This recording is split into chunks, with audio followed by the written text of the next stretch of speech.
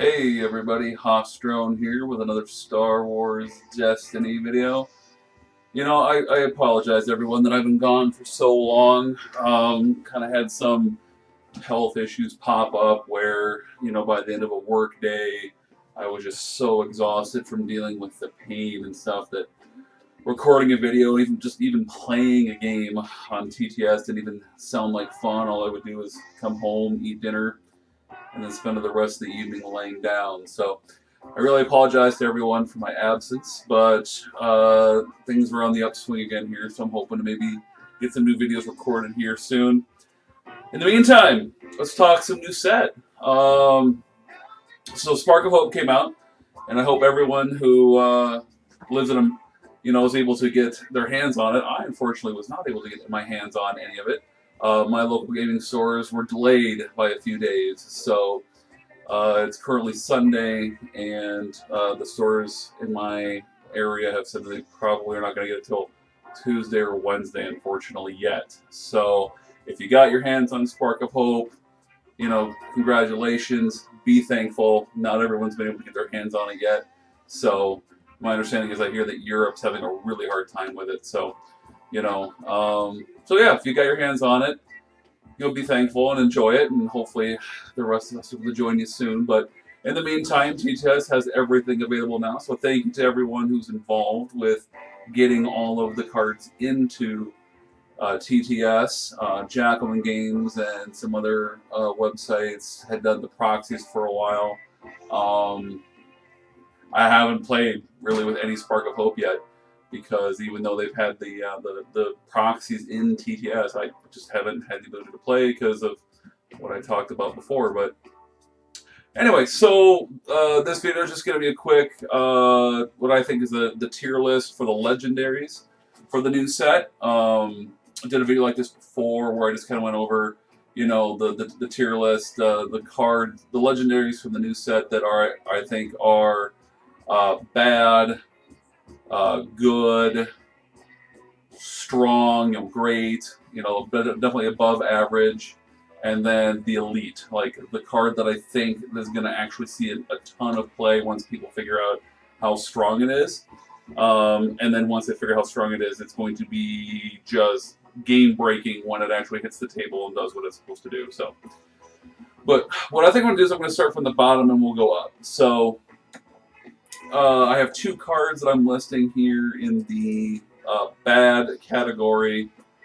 The first card I think is just not very good as far as the legendaries go is Amelin Holdo. So she's 10-13, 9 health, only 1 damage side. Yes, she's got a couple focus sides and she is a leader. Her shield side is feel bad, and her special gain 1 resource or play a vehicle from your hand, decreasing its cost by 2 it's okay, but the problem isn't her ability or her special, because I think her ability and her special are decent. The problem is that she's got 9 health for a 13 elite character, and of course she's got 10 as a single die. So you're investing 10 for a 9 health character that only has 1 damage side. This doesn't feel good. It doesn't feel good. I don't think she's going to see a whole lot of play. I think some people will play with her, just to kind of try her out. I might be one of those people, just to see like how abusable her special is. There might be something there with Legacy's Yoda, the special chain to be able to gain essentially 2 resources from chaining Yoda special, and then being able to play a vehicle at cost -2. That might be good. So you might be looking at like having Holdo and Yoda together and then playing a vehicle deck. But I just don't know that that's going to be anything. So I think for right now, I'm just kind of putting Amelin Holdo in the bad category. The other card that I think belongs in the bad category is the Super Laser Siege Cannon. 5 cost, has 66% damage signs, but 2 of those are pay signs. Before you resolve this die, you may remove all resources from the support to increase its value. power action, so just once per round. Place 1 resource on the support, and then spend up to 4 more resources and place those resources on the support. So, functionally, the super laser siege cannon has sides that are essentially read 3 damage, 4 damage, 5 damage for a resource, 6 damage for a resource, and potentially 4 disrupt, I guess. So, because you don't have to invest more than just placing the 1 resource on it per turn, but you're able to if you want to. So, say the first round you play this, and then you just roll it out. You do the power action, put 1 resource on it, and then you roll it out. And you deal the damage with the +1 resource on it, or maybe you don't. Maybe you just leave that 1 resource on it and bank it for the next round. And then in the second round, you can maybe gain a bunch of gain some resources. You roll out the die. Say it comes up with the 4 guns for a resource. So you're like, okay, I'm gonna go power action. I'm gonna place 1 plus, like, say, another 1 or 2 more onto it. Then resolve the die at 4 plus, say, 3 or 4, and then you've dealt 7 damage. That's good.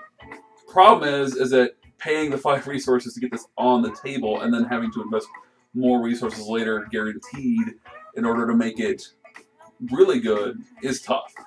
Especially since we've seen with Vader's Fist, happens a lot. People spend the 5 resources, roll it out, and they're like, please don't roll the side required resource because I just won't be able to resolve it. And that's just what happens. So while I think that, this might see some play, some people might decide to play with it, I just don't think it's very good. And when it's competing with the likes of Vader's Fist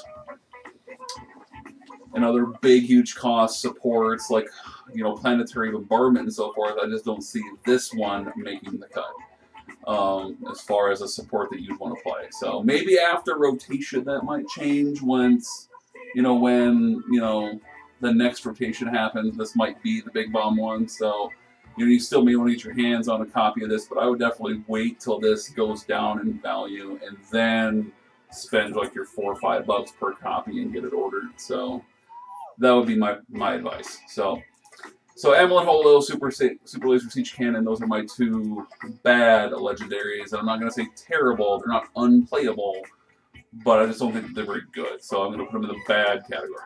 Okay, moving on to what I think are the good legendaries. The legendaries that I think will see play. They're not going to see a ton of play, and I don't think that they're not going to, once they hit the table, mold, or shape the game. They're just going to get on the table and role play. So, first one is Neiman Mastery.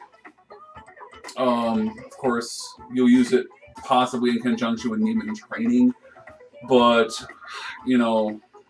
with Sarisu Training and Sarisu Mastery, you played with Sarisu Training because it could get you a free Sarisu Mastery or buy it back from the discard pile. And of course, constantly getting 2 shields off its special it was very relevant. I don't know that Neiman Training is going to see a lot of play, but I think that Neiman Mastery is good. It is also, it's a 2-cost ability form, so you can only have it on a character, because limit 1 form, and it's a blue character only. After you play this upgrade, turn a character or support character or upgrade die to any side. It's special, turn a character die and an upgrade die to size of your choice. So you can have that be your opponent's, you can have it be your own, you can have 1 and 1. So I think the special on Neiman Mastery is good. The reason why I don't put this in the great category, because like Sarisu Mastery was in my great or amazing category, was because of the fact that it was shields plus removal and it was repeatable. But this one doesn't remove, it just turns. So it's soft mitigation. So it's going to be good against, say, Vader, where you don't really want to remove his character die.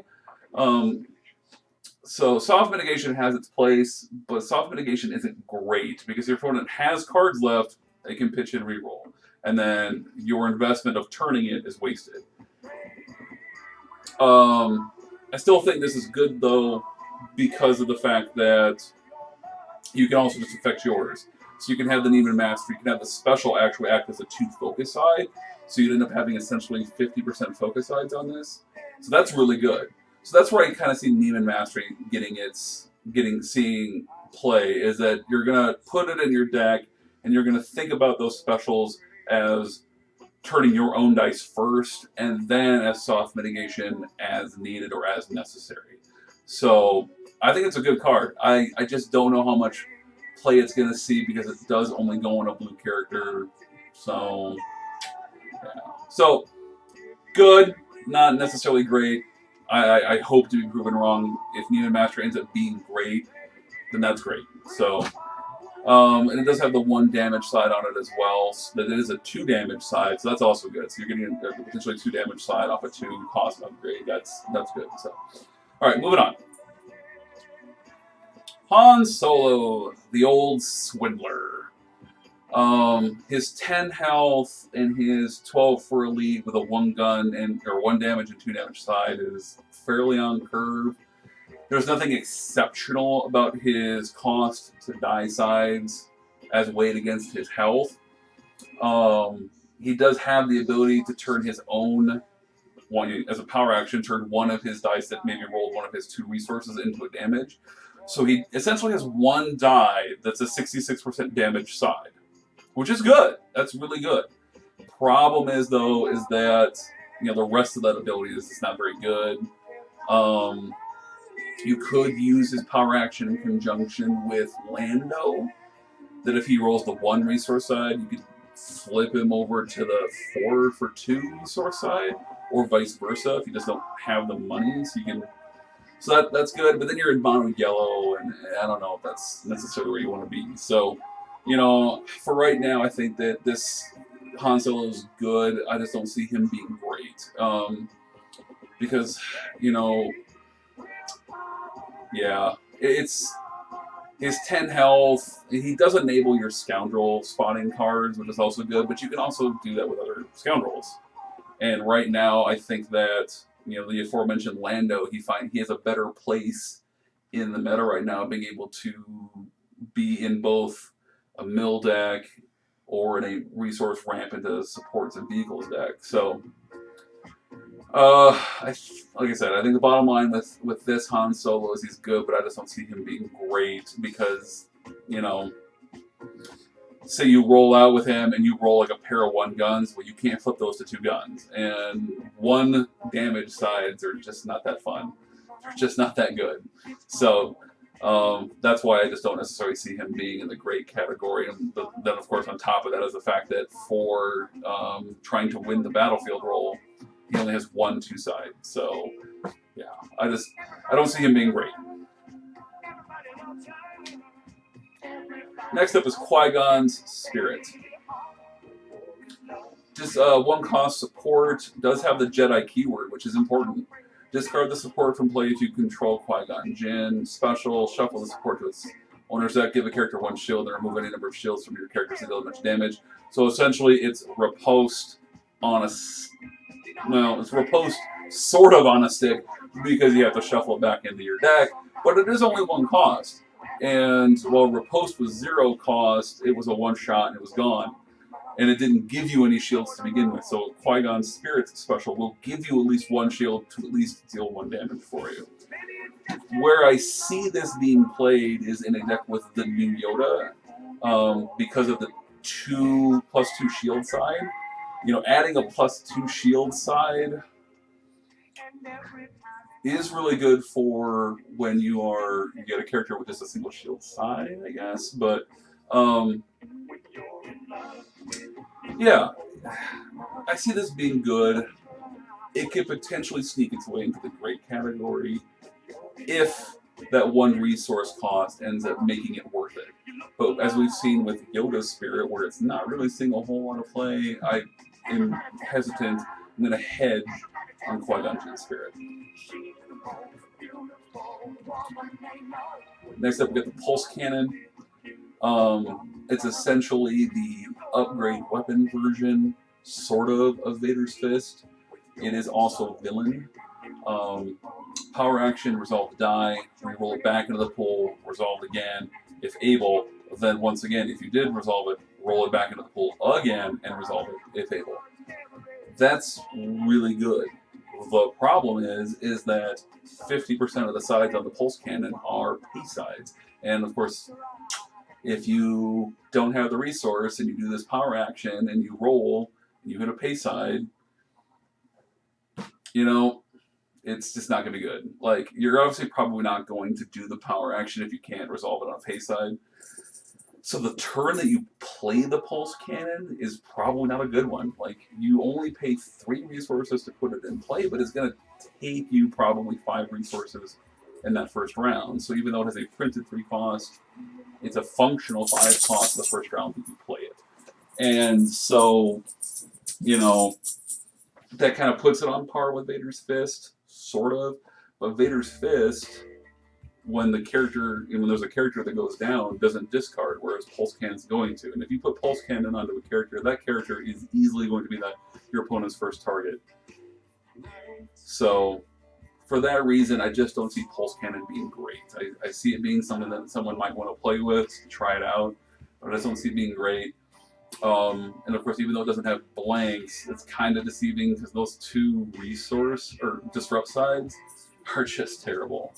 Like, you know, especially if you execute the power action and you roll into the 1 disrupt for 1 resource. Yuck. So,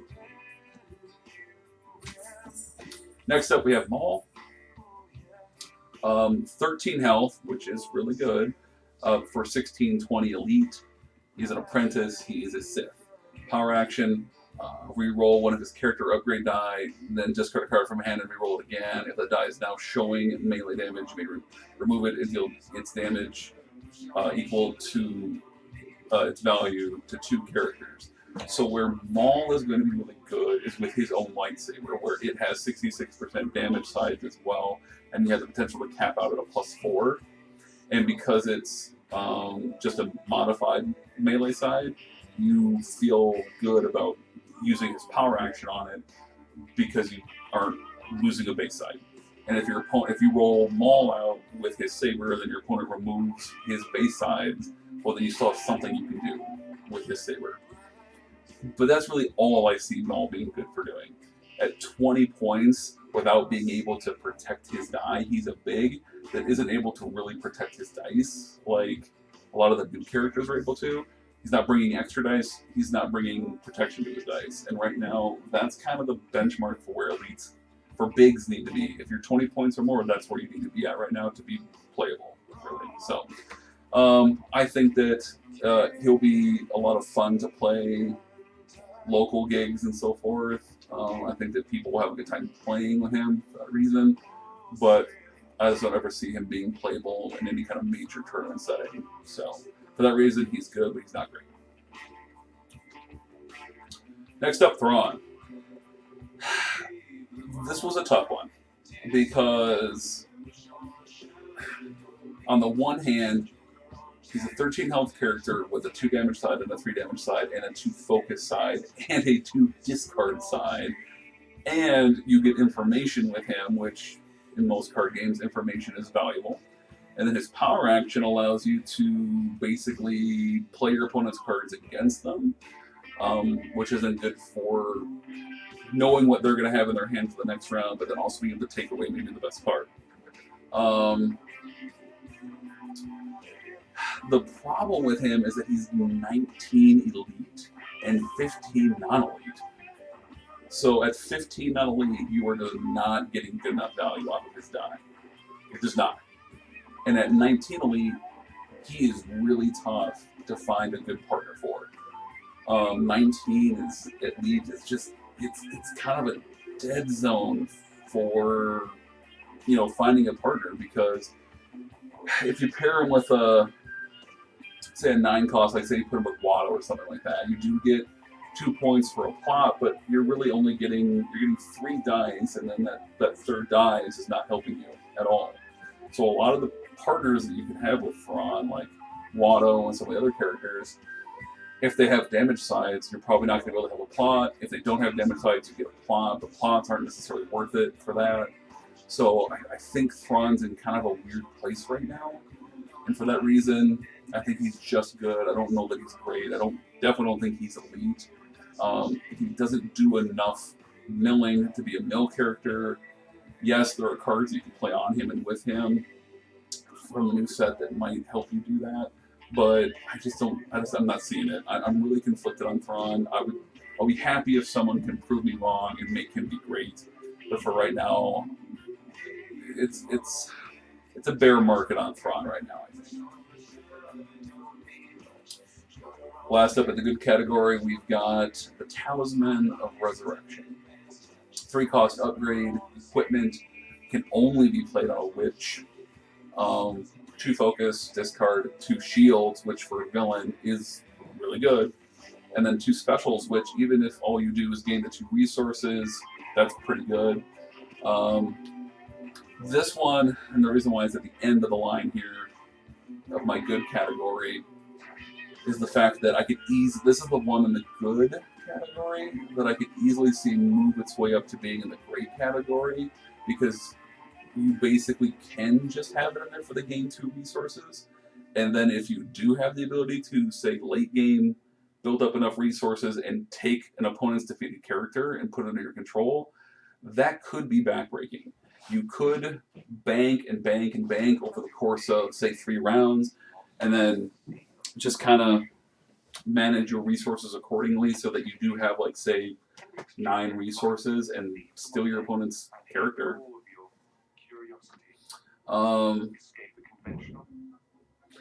The question I have rules-wise with this is that it's equal to the point value of a defeated character.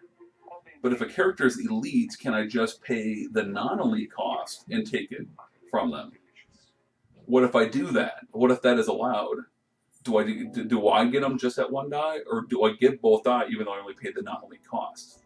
There's some rules questions here with this one, and that's another reason why if there was to be a card, depending on how that ruling comes down, that could be a card that could easily jump its way up to being up in the great category, especially when you've got Mother Talzin's ability to just focus a die. You could end up actually just using this to gain resources. That you play this in the first round, you roll it out, you get 2 resources back, so it was really only a 1-cost upgrade to you. And then in the second and third rounds, you're getting 2 resources to ramp yourself up. So, so yeah, this is probably the card that's most likely to jump its way up into the great category. Okay, moving on to the great category. First up, I got Jango Fett.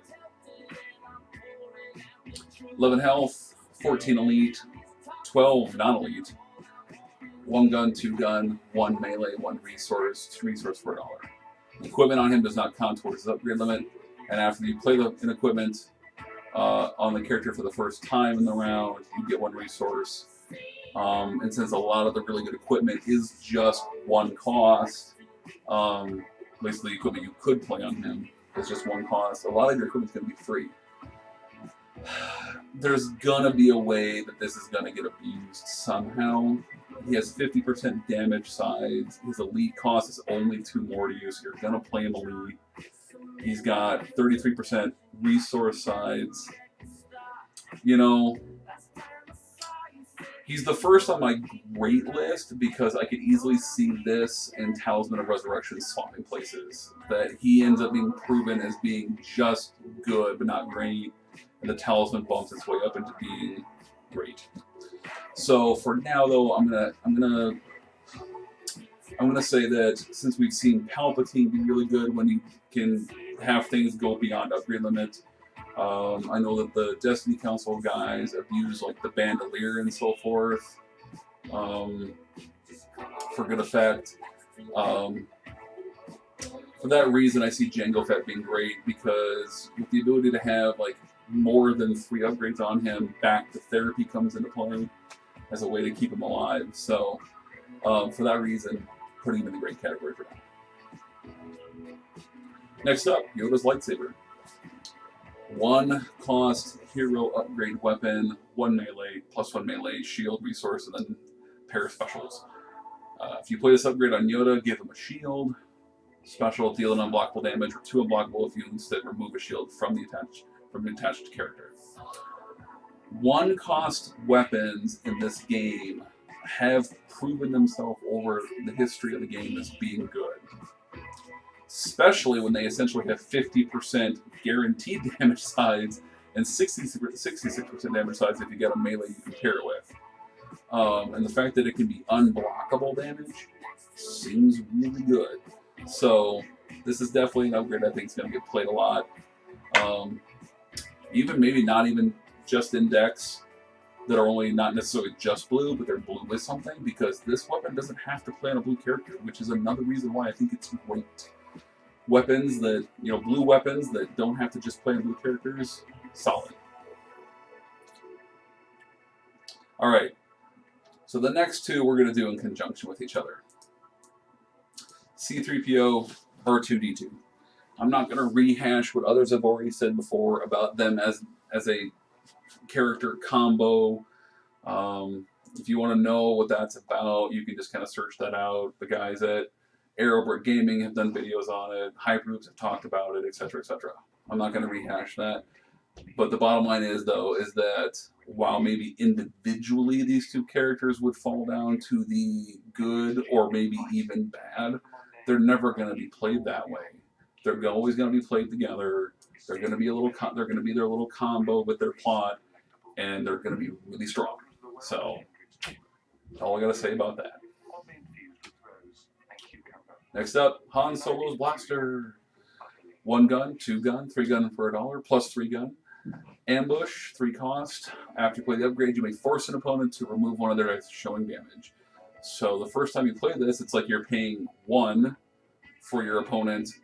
So you invest 3 resources. It's like you've paid 1 to make an opponent remove one of their dice showing damage. And then it's like you've paid 1, if you're playing it on Han Solo, you get an ambush.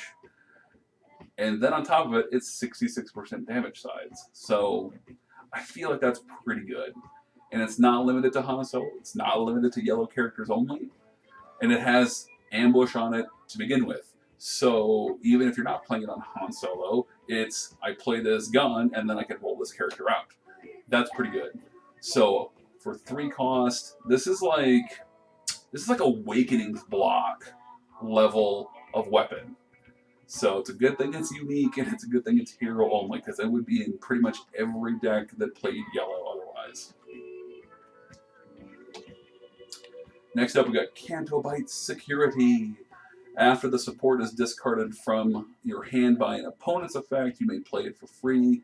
It's a 2-cost support, has 50% damage sides at discarding a resource. I feel like this support is going to be really good. It's neutral, so it's playable in hero and villain. It's got 50% damage sides. It's only 2 costs, so you can play it in the first round without having to get additional resources. So if it's in your opening hand, you're okay with that.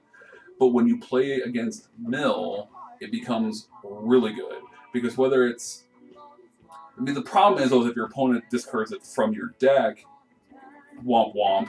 But if it's in your hand, you can kind of cultivate your hand where maybe it's the last card in your hand, and then your opponent's like, well, I'm playing Mill, I want to get that last card out so they can't reroll. And then you get your free Cantobite Security. More likely, though, what's going to happen is it's going to get randomly hit out of your hand early in the round, and you're going to have the ability to roll it out and do everything with it while still having a potential reroll effect in your hand yet. So, I feel like this is great because it's another way to help out decks playing against Mill, because I feel like Mill is really strong right now. So I think for that reason, paired with the fact that it's a playable support, even if you're not, you're happy to have the support in play, even if you're not playing against Mill. So as a hedge against Mill, I think that bumps it up to the great category. All right, so we only have 2 left. I'm going to just do them in conjunction with each other, because this is the card that I feel like could be amazing, and this is the card that I think is amazing. So the card that I think could be amazing is Mr. Bones.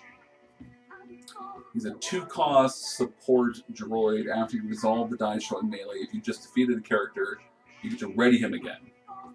And he's got 66% damage sides. He's got a disrupt side, which is not great, but he's a discard side. But the fact that he's only a 2-cost support with 66% damage sides, that's pretty good if you ask me. The fact that he's a droid opens him up to even if you're not playing droids, now you have a droid that you definitely would want to play in the first round, opening you up to things that spot droids. I could see him being great. I don't know if he will be or not, but I think the potential is there. Even if he's not amazing, he'll still be great because I think he's going to see a lot of play in pretty much every hero deck that has yellow. Which leaves me with what? The one card in the set that I think is amazing, has the potential to just be back-breaking in games that gets played, and that is Admiral. So if you were, I mean, this is not a surprise if you've been following along, you would have known immediately what card it was. But anyway, Admiral. 4 cost, upgrade title, 3 indirect, 2 focus, 3 focus, 3 shields, special, and it's neutral. Only can go on a leader character, but after you play this upgrade, you may spend 2 resources to ready a character or a vehicle, or special. Money. Yeah, good timing, YouTube. Because I think this card is potentially huge money. Special, exhaust this upgrade to ready a character or a vehicle. We've already seen in the game where getting extra uses out of things is baroque. And the fact that it's just a special that doesn't cost you anything extra, so it's repeatable, this die, in my opinion, becomes must answer. You put it on your leader character. If you had 6 resources, you could just ready a different character or a vehicle. And then, you know, with the special being able to ready character and vehicle, where I see Admiral being absolutely busted is in a deck that's able to ramp and drop a huge upgrade or a huge support or upgrade. And then being able to ready the character it's attached to, being able to ready this bomb support. So, like, can you imagine if your opponent's able to repeatedly re-roll out a planetary bombardment? Or where I think this card is going to see a lot of play is with Vader. Big, huge character like Vader. Another character I could see it going on is Palpatine. I mean, Palpatine with a red character. Palpatine makes a lot of money. Palpatine decks can make a lot of money, especially, I mean, if you've got it with Wat Tambor. He's got 2 resource sides, etc., etc. I can easily see a player being like, okay, I've got Palpatine in play. I've made my money. I've got 6 resources now. I just kind of built up this round, and I'm going to play Admiral onto Palpatine, spend all 6 resources, ready Palpatine, roll him back out again. I mean, so whether you are playing Admiral early game in a deck like that, or you're playing it in a late game where you've drawn it late and now you have all these resources, it could be backbreaking. It could just be berserk. It can just go berserk. And like even with like say, you know, with Vader, I mean, we've already seen a meta defined by decks that could reset Vader. So if Admiral can reset Vader, yeah, look out opponents. And Vader has $2 sides. Getting to 6 resources with a Vader deck isn't necessarily difficult. You could play Admiral on him for the full 6, ready him, and then roll it out. Hit the special on this, resolve his dice, ready him again. You could easily, if you can build up the 6 resources somehow in the first turn with Vader and have Admiral in your opening hand, you can get 3 activations of Vader in the first round. Admiral's going to be busted. It's going to be money. All right, everybody. Thanks for watching. I hope you enjoyed this video. Like I said, I'm sorry I've been gone for a while, but like I said, I'm hoping to be back more regularly now that Spark of Hope has been released and my health is under control again. So thanks for watching. Please like and subscribe if you want to see more videos like this. When you like and you subscribe, it lets me know that you think I'm doing a great job. And I always appreciate the feedback, even if there's things you think I can do better, you know, feel free to leave them in the comments. I mean, no personal attacks, of course, but constructive criticism is always welcome. So thanks for watching. May the Force be with you.